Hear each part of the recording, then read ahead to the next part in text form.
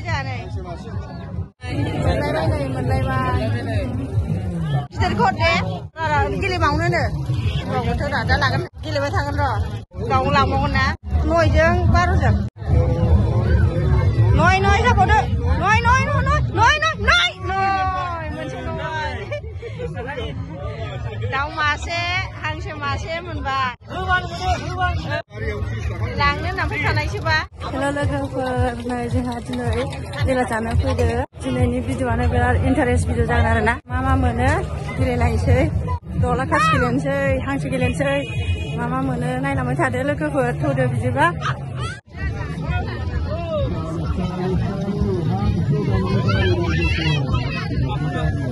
मोनसे मोनबावबाय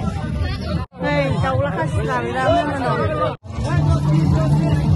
हांसोआ गिदिरथार नोङो 30 थाखा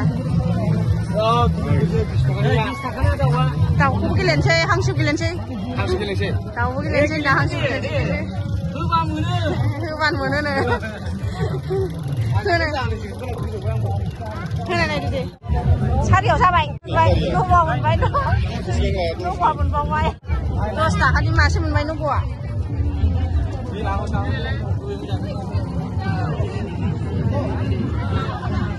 लाद' दाउ मासे मोनबाय मालाय बिदिनो दाउ मोनबाय गैयानो नै गग' मोनबाय कयलारसो दा लकेल नङाना बेथ' ए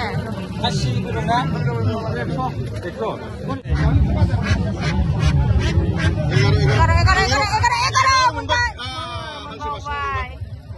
हांसो मासे मोनबावबाय नै जोंना हांसोआ मानै होबावदो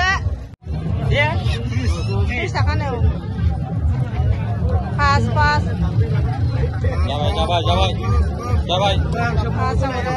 रा मोनसेबावनाय नै पासआ जाथारसैमोन देरसिनखौ हरदो देरसिनखौ एसे गिदिरखौ दे जोलाखर सारियाव होबावबाय 30 थाखानि सारियाव होबावबाय दिनैनि भिडिअ'आ खेला गेलेनायनि भिडिअ' नै 100 माखौ होनदो दाउला खासि लागा दाउला खासि सारि दे 10 थाखा लांबालाय फैसाया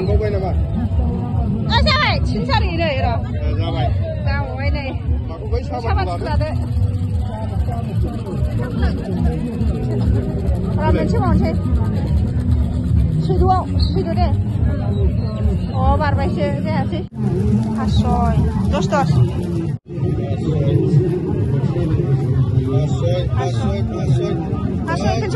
खेसे हरदो मोनबाय 7खौ लानोसै नामा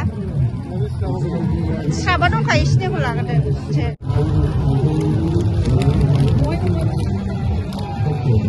नै दायो लोगोफोर न' सफैबाय नै दायो मा मोनखो देखायसै आङो